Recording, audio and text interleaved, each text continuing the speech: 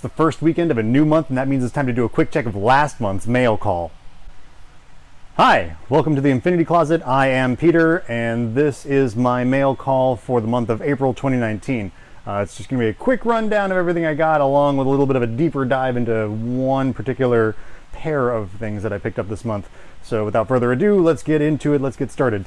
First up, from Transformerland, Matt Camerata. He's a magical dealer. Big fan. Anyway, got Generation 2 Jetfire. He's one of the Cyberjets. Is the last one I need to complete my set. Aside from some sticker variations and things, I've got a little inventory sticker floating around here. Anyway, what was I going to say? Oh yeah, so Generation 2 Cyberjet Jetfire. The last one I need for my set. There's some sticker variations in terms of the warning hazards that are here. These are actually printed on the card here and here. There are other variations where it's a decal. And so Jetfire is fun. His transformation mimics really closely the original Generation 1 Jetfire, which is based on some sort of Valkyrie model from Robotech from the Macross saga.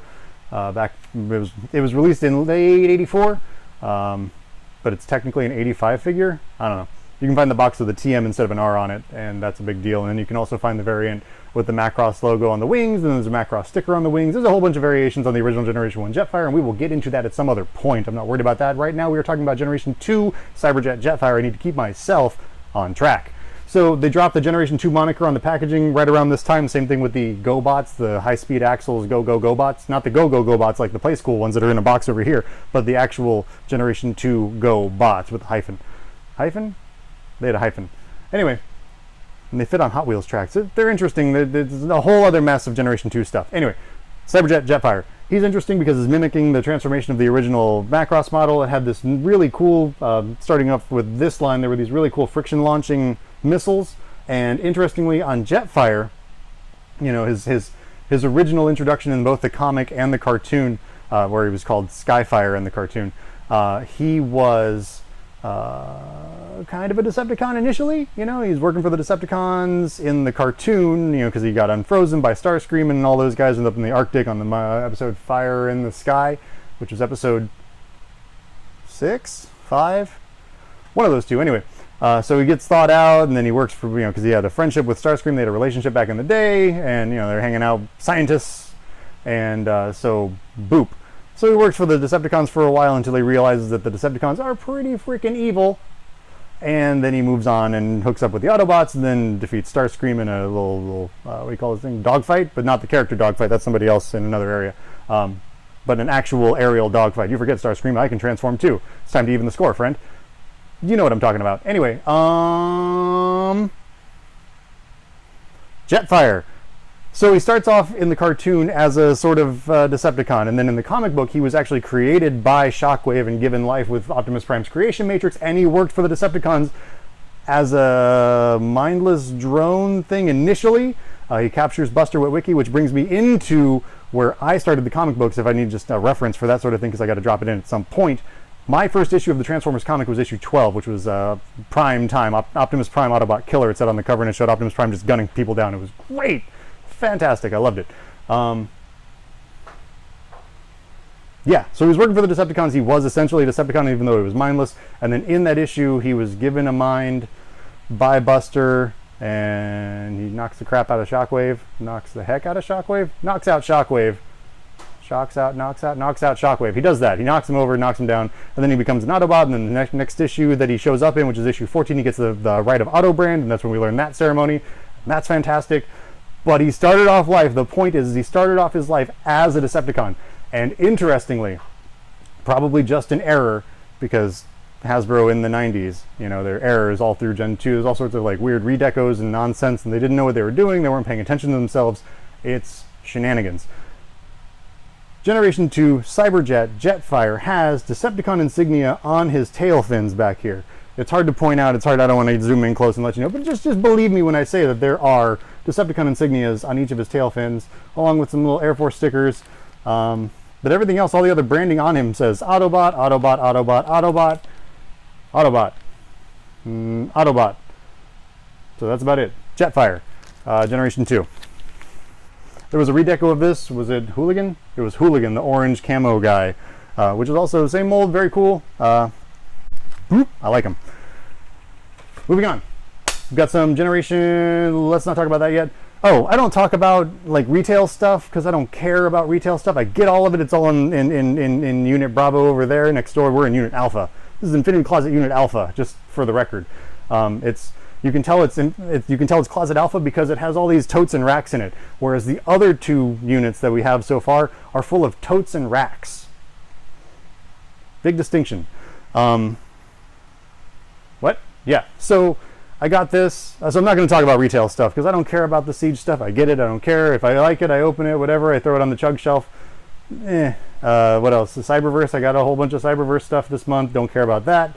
Just throw it in a tote and put it away. Bye bye. Make the collection bigger. Check off those boxes. Yeah. What else? Something else. Bot. Finished up wave 1 of the bots. Now I'm working on wave 2. I don't need to go into details on the individuals and stuff. There's some really great groups, including one run by my friend Christian that is just, if you like bots, or these little, like, is it vinyl? Are they vinyl? They're not vinyl. They're like a funny, like PVC vinyl, not quite like hard plasticky plastic, and they transform into little household items. And they're little cutesy little guys, little transformery, little stapler guy and a ice cream guy, and there's 61 in the initial set, which is what I just finished. And then there's probably right about that same amount in the second set. Then there's a set of 1.5 figures, which was only available in like Europe or Australia or New Zealand or something. It's a whole bunch of stuff to chase. We're chasing it. I'm not going to put it here because it's not part of my, oh my goodness, treasure mail call. It's over there in another, yeah. So, what's up? This is what's up. I bought this. Isn't it nice? It's pretty. It's the big powered Takara Legends EX, LG EX, Legends Generations LG EX, big powered, which is, you've got Atlas and Roadfire and Sonic Bomber, and they combine to form big power. They each have their own individual transformations, and this homages something. It homages something, but I can't remember what it homages. I'll have to figure that out. It might be something that I keep in here, or several somethings that I keep in here, or several somethings in a big something that I keep in here. I don't know. I'll have to find out later. Anyway, so these are heavy retools of was it Topspin and Black Shadow and who are you? Doodly. Maybe Twin Twist? Maybe this was Twin Twist. This might have been Twin Twist. This might have been Topspin. And this might have been Black Shadow. We know that. Sky Shadow. Sky Shadow for those keeping track of the packaging names. But it wasn't Sky Shadow. It was Black Shadow. So yeah.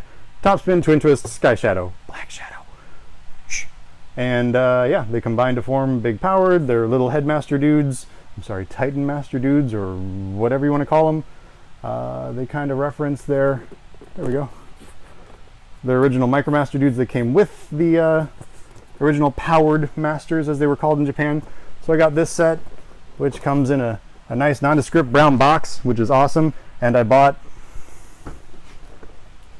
another one because I have brain damage. So yay, hooray for brain damage, hooray for addictions and stuff. It's going to be a good time.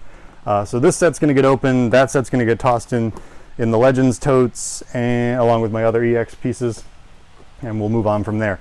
This looks like a really fun set, and I cannot wait to get it open and play with it. This is going home with me today. So, moving on quickly, we're just going to run through this. These are boxes. It's a box. It's Grotesque's box with an original bubble in there. I don't like doing repro bubbles and repro card, the backer cards and all that stuff. I like to try and keep everything original. If I can get a sealed bubble and have a figure in a sealed bubble and get a decent box for it, then I'll do that because yay, it's fun. I love it. But if I can't, then I do like this, and I buy an original bubble with an original backer with an original box and put the nicest figure that I can get, hopefully without stickers applied, so I can get the unapplied sticker sheet and the packet sealed up elsewhere, put it all in one big package, so I have one nice boxed, unused, happy Peter, happy toy in the collection. So great to have a Grotesque box. I already have Repugnus, box, bubble. He might be sealed. Maybe. He might be sealed. But yeah, boop, there's that. Next up is, ooh, sexy. Brainstorm. Brainstorm, original bubble. Nice box. Fancy box. We like him. We love Brainstorm. I got Brainstorm. Check this out. I used to live in Arkansas. I don't live in Arkansas anymore. It's been a long time. Shouldn't have left you without a Brainstorm to step to. I bought a Brainstorm in 1990 at a like a downtown. I lived in a town called Van Buren, Arkansas, and there was like this like street festival thing where there was like a parade, and I don't even know, it might have been 4th of July or something. I don't think it was a 4th of July thing, but it was like a something. And there was a vendor, there was like a toy store guy, and he had Brave stuff. I didn't realize it was Brave stuff at the time, but he had Brave stuff in the store, and I was like, these are kind of like Transformers, but they're not kind of like Transformers. I don't know what the hell this stuff is. It's neat. I didn't get any at the time, but this was 90, 91, I'm gonna say 90. Yeah, so we went there, and this guy, he had a cart, and he wheeled it out in front of the store, and sitting on the cart was a sealed, just dead mint sealed Brainstorm. And so I hadn't seen Brainstorm since since 87, 88 when I was living in Alaska. I'm a military brat, so I've lived all over the place, so I'm going to make all these references to places where I've lived before, and they make sense because it's where I lived, but they make sense more because that's why I was moving around. I wasn't like a little kid moving around on my own. I had parents that like took me places because we were in the military, and that's what we did. So I got the Brainstorm, and I was happy because the only other things that you can find in stores at that point, 1990, 1991, were like leftovers from Action Masters and Micromasters. And while I love my Action Masters and Micromasters, having a Headmaster was super cool. So super happy with that, but I destroyed that box. I remember cutting the art out of the box, and cutting the transformation off the box, and cutting the tech specs out of the box, and cutting the box art out of the box. Everything. I just cut the box to shreds.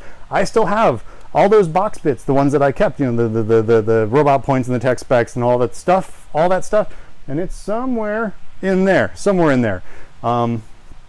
yay, Brainstorm box with the bubble, so I can put my Brainstorm back in the box. So next, and finally, for the Generation 1 pile, I've got a Snaptrap. Snaptrap is the leader of the Seacons. As you know, in Japan his name was Turtler, Turtler-ish, and this is one in the box and has the bubble, and we're happy with that. Very nice box. Got a little bit of flap creases. I don't mind a little bit of a flap crease. That's fine. Someone got a real steal on this. It was $5, and the Grotesque was $4.99 at some store called Jamesway. I've never heard of a Jamesway. If you've ever heard of a Jamesway or know where I can find a Jamesway, tell me where I can find Jamesway, because it's just fun, something that we can dump in our head and just forget about it forever. This was purchased at a Kmart. I got my Snaptrap. The Seacons and Piranacon were the first combiner team that I completed as a kid. We were living in Alaska at that point.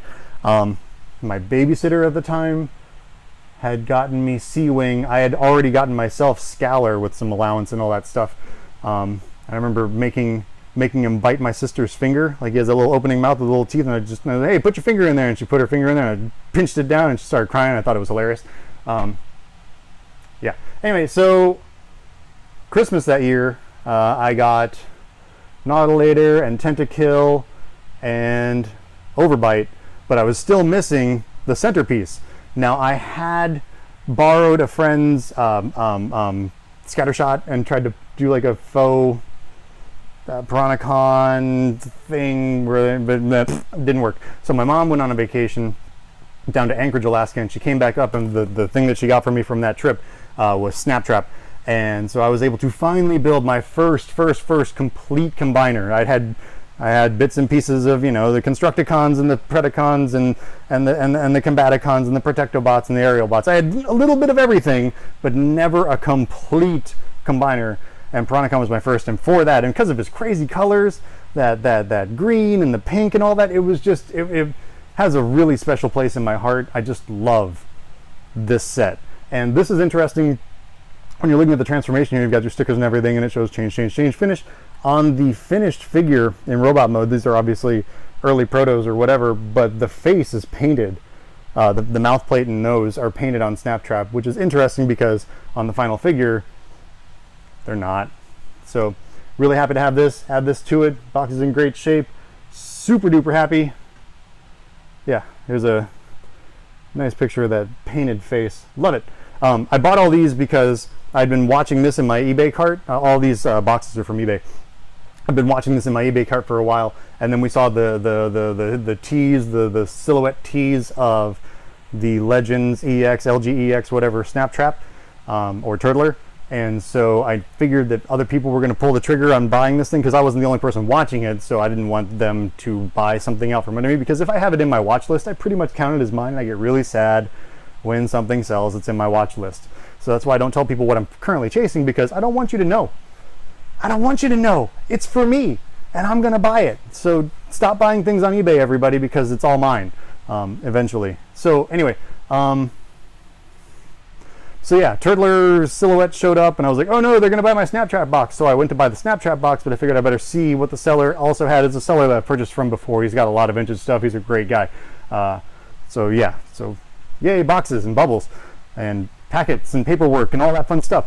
So I wanted to see what else he had, and so that's how I found the Brainstorm box and the Grotesque box with the bubble. So which brings us to the big treasure. Those aren't the big treasure for the month. The big treasure for the month is this feisty pair.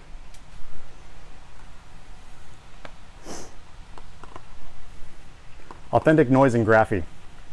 Now, Noise and Graphy are two of the cassette bot W's, released in Japan in 1987, and they weren't released in the US, and they weren't released in any other markets as far as I know. So yeah, it's really hard to find these guys.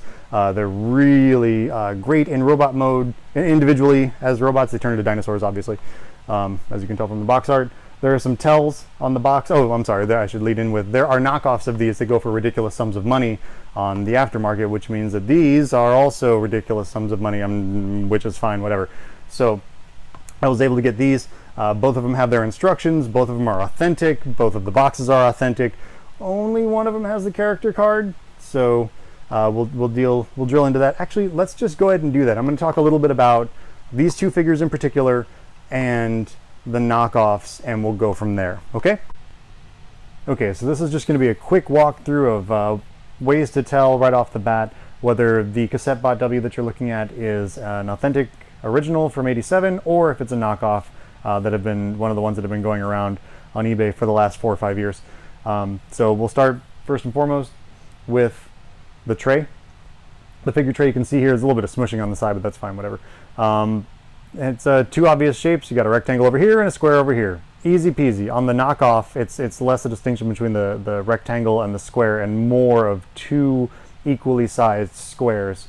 So the authentic one, again, is a rectangle with a square, and the knockoff is 2 squares, or closer to 2 squares than this. This is an obvious authentic one. The instructions are in a different type of paper stock. This is slightly yellowed. You know, it's not rough or gross or anything, but it feels more papery than the shiny stock that the knockoffs have. The knockoffs are a little bit whiter, and again, a little bit has a different sheen to it. So there's that.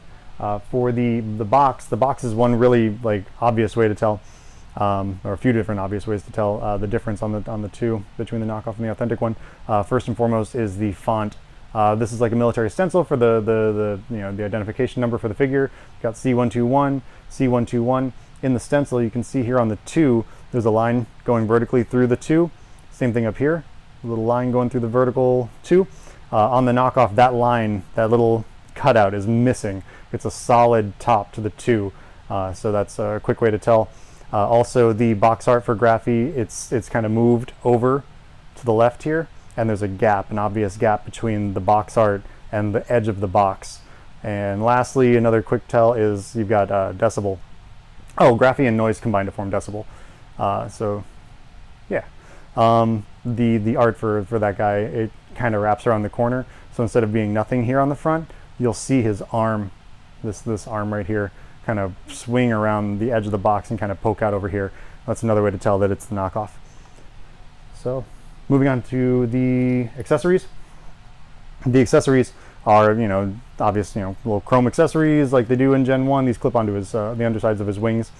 And on the knockoff, the base plastic is a black plastic, but on the authentic ones, the base plastic is a red. So you can see here, the chrome's kind of worn away on the post, and that's red plastic. And if you look down into the gaps in the weapons here, that you can see that it's red down in there. So where this one doesn't have the chrome wear, you can look down in that gap and see that it's not black, it's red. So that's a quick way to tell. And on the figure itself, real quick, You've got the rivets. The rivets are a little bit broader.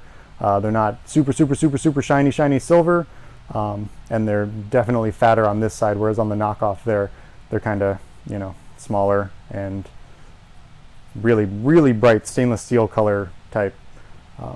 And also the rub sign. There's an obvious spot for a rub sign here, whether it's for a rub sign or the weakness stickers for Fortress Maximus or Scorponok. I guess it would have been Scorponok because these are Autobots. But yeah, no rub signs on the authentic originals. So that's a quick rundown on Graphy and how to spot the difference between the authentic one and the knockoff. And yeah, I guess we'll move on to Noise. Okay, so I've got Noise. He's all opened up. All of his things are spread out, so we'll just jump right in and talk about the differences between the authentic and the knockoff Noise. First up, we've got the tray. Same thing as before. We've got a rectangle on one side and a square on the other, as opposed to on the knockoff where it's two more equally sized squares. The instructions. The instructions are this more newspapery, more rough, not shiny paper stock, whereas the knockoff has a really bright, crisp white, shiny, you know, paper stock. It's really nice on the knockoff. It's really nice here because I'm happy to have it. But on the knockoff, it's like, ooh, they made it pretty, but that's a good giveaway as to, you know, it not being the real deal. Got the character card here, Noizu, you can see, and on the back has a little info. Character cards are easy to tell for the knockoffs. Between the knockoffs and the authentic ones, you can see the size between the cassette and the character card. You can fit about 2 of him on the card, whereas the knockoffs, the cards are smaller and are about only this size. So they would be about half the size of the actual card, the authentic card. So good quick way to tell there. The weapons are the same. You can look inside the gaps and the little holes, the post holes and things, and see that the base color is different. The knockoffs are black and these are red. Yeah, the figure itself, again with the rivets, you can see that there's a nice big broad rivet, not shiny stainless steel color. Same for here. And the detail on the head is a lot more intricate. The venting and what's going on around the mouth there is a lot more detailed than it is on the knockoff, which is a little bit more smooth and a little bit more gross. And then of course you've got the what does it say? Takara 87 stamp. Oop, it's hard to focus. So yeah, little you know, production stamp. The box is pretty much the same tells. The twos have the lines in them, and the art for the figure over here doesn't wrap around, and the box art for Noise, it's set higher and more to the right, whereas on the knockoff, this part of the tail disappears completely below the part where it says Cassettebot W and has his name, and you'll just see a little tip of the tail like kind of popping up over here, just like hello. And that's you know, the quickest way to tell is that the box art's wrong, the twos are wrong, and this figure art wraps around to the front, whereas here it does not. And I've got Graphy back there because this box didn't want to stand up on its own. So that's pretty much it for Noise and Graphy as to how to tell the difference between the real deal and the knockoffs. High quality knockoffs. The knockoffs are, I've handled them, they're really nice, but they are not the authentic thing. So if you want to have a collection with all the good stuff in it, then you know, now you know a little bit more on how to tell. Once I get boxed samples rather of Dial and Czar, then we'll go through the same thing for those. Okay, so that about does it for my mail call for the month of April. I got some really great pieces that I'm super excited to add to my collection. These Cassettebot Ws I have been waiting to add to my collection since I got online in 1995. So it's been a minute that I've been working toward getting them in my collection. I'm super happy to have them here. If you have the other two, if you have Dial and Czar, that's C123 and C124, hit me up in the comments below, and you know, I would love to buy them from you. Adding them to my collection, they're obviously on my short list, but getting them boxed and all that fun stuff is critical, and I am just excited, so pumped right now. I'm so glad I have these figures. So yeah, Quick station note, the month of May is going to be a little bit leaner because it's Lady Destron's birthday coming up in the month of May, as well as Mother's Day. So I'm going to be spending a little bit less money on toys and spending a little bit of money on them. So that's good. Buy your mom a gift, send your mom a card, give your mom a call, tell her you love her because it's your mom. And what else? So if you like what you see and you want to see more of this sort of thing, this is what I do. It's my favorite thing to do. I've been doing Transformers since I was 4 years old. I just love it to death, and I'm going to be doing it for the rest of my life. So if you like what you see, hit the like button, subscribe, share the video, hit me up in the comments below, or hit me up on other social media platforms. You can find me on Twitter and Instagram and on the Facey page. So yeah, I'm Peter, and this is my Infinity Closet, and that's about it for me. So everyone take care.